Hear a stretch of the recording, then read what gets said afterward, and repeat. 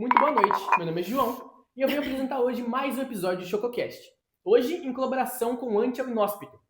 E hoje, eu e minhas colegas vamos apresentar um tema que vem passando por séculos, mas que ainda é muito fundamental.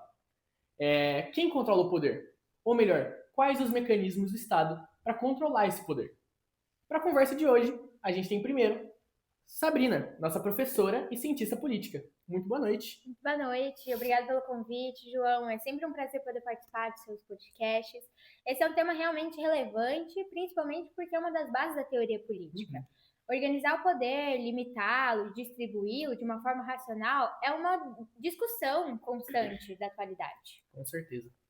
E para integrar essa conversa, a gente tem a historiadora Mariana. Muito Olá, boa noite, João, tudo bem? Prazer te conhecer.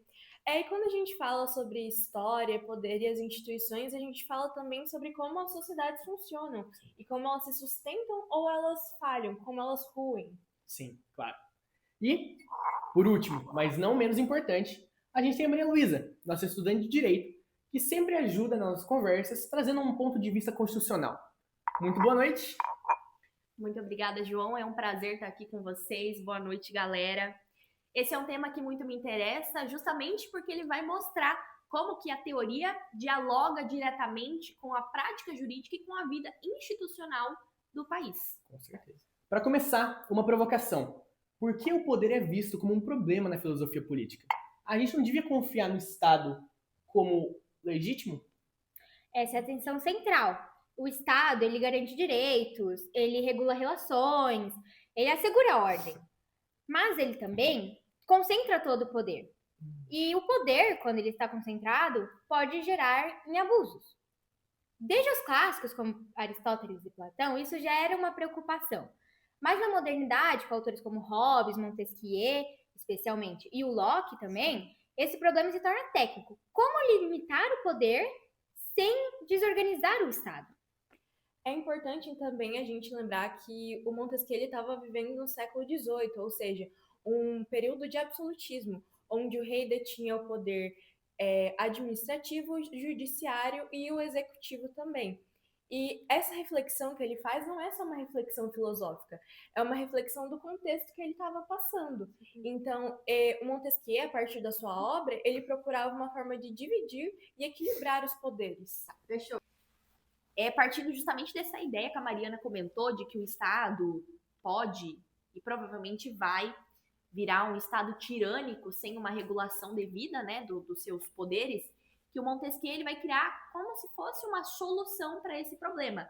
Então, ele vai dividir o Estado em 3 poderes, seria a tripartição dos poderes do Estado.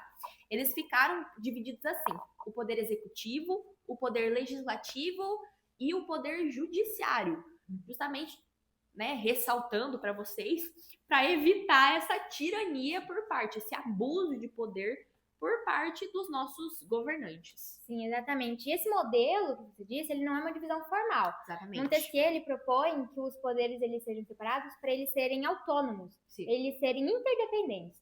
Ou seja, eles se limitam mutuamente. Isso pode ser visto, hoje em dia, no sistema de freio e contrapeso. A ideia é que nenhum poder ultrapasse os limites já impostos por eles, o que é um debate muito atual, né? É verdade. Sim. E algo ainda muito moderno na obra do Montesquieu é a questão de que ele diz que as leis elas derivam do contexto, ou seja, de como a sociedade funciona, da religião, da economia, dos costumes, que é denominado espírito geral no livro dele, né, que é o espírito das leis. E esse é um conceito que mais tarde, no século XX, vai ser denominado também como relativismo jurídico. Então, a gente vê que o Montesquieu é atemporal. O conceito dele foi só um princípio, mas que a partir do livro dele se desenvolveram várias ideias que ainda são vigentes no nosso sistema. Sim, essencial, né? Com certeza. Muito importante. Montesquieu ele também é o pai, basicamente, né, vamos colocar, o pai do contratualismo, nessa questão do constitucionalismo, né? Isso. Muito parecido, sim. É muito fácil confundir, né, o contratualismo e o constitucionalismo. Aí ficou aquele silêncio assim, né? Mas é muito importante que você disse, atualmente a gente consegue ver isso também nas brigas que tem entre o executivo e o Sim. judiciário. É legal né? ressaltar que essas brigas elas não são falhas, gente. É uma expressão clara desse Sim. equilíbrio que vai existir entre os poderes. Então mostra que tá funcionando, né? Isso. Então, assim, Traz É um conceito essa muito teoria importante. dele. É uma teoria realmente atemporal, Isso, porque atemporal. ela durou por muito tempo e a gente pode ver atualmente ela ainda, né? Agora, indo além da técnica constitucional, qual é o papel de Montesquieu no desenvolvimento da nossa democracia? Vale ressaltar que Montesquieu ele não usava a democracia nos termos que a gente usa hoje, mas ele defendia que o cidadão ele deveria ser protegido pelo Estado, para que ele não caísse nas garras de um poder arbitrário, né? Sim. Como era no século XVIII, onde ele vivia nesse próprio absolutismo. E é justamente essa proteção que vai gerar uma confiança. O cidadão ele precisa dessa confiança, porque é através dela que ele vai conseguir entender que o Estado, na verdade, tem limites. Que ele não tem um poder absoluto e não pode mandar ou desmandar da forma que ele quiser. Mas sim que existe a possibilidade dele ser regulado. A possibilidade não, o fato que é efetivado na nossa Constituição. Sim. E Sim. vale destacar também que Montesquieu viu o Estado como uma construção racional. Sim. Ele não acreditava que os líderes carismáticos ou salvadores, né? Eles eram os essenciais, que eram os importantes. Ele achava que a estabilidade não vinha dessas virtudes, ele achava que vinha da construção do governo, realmente, não de quem governava, mas sim como foi feito o governo, onde ele se alicerçou, onde ele construiu sua base. E é essas importante. heranças que são mais valiosas, as Sim. heranças do governo e não do governante. Sim, nenhuma autoridade está acima da lei para Montesquieu. Exatamente. Galera, e antes de encerrar o nosso podcast, a gente recebeu uma pergunta do nosso inscrito Fábio Aristimunho. Ele está perguntando, e como Montesquieu é tão importante hoje em dia? O que ele fez que atua até hoje? Oi, Fábio! Oi, Fábio. Oi, pela Fábio, obrigada pergunta. pela pergunta. Ótima pergunta. Posso responder primeiro? Pode. Acho que uma das coisas essenciais é que ele falou que para legitimar um poder era necessário ter os limites institucionais. E isso é realmente muito importante, porque hoje em dia nós precisamos destacar esses limites. Sim. Eu acho que outro ponto importante também é que Montesquieu ele falava que as instituições, ou seja, a estrutura da instituição, valia mais do que as intenções. Então, seria um sistema onde não haveria espaço para arbitrariedade, para o cidadão sofrer com o absolutismo, por exemplo.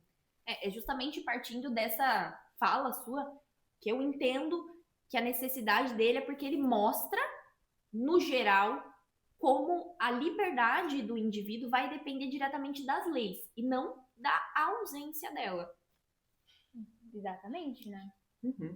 Muito Bem, importante para nossa realidade. Sim. Sim. Excelente.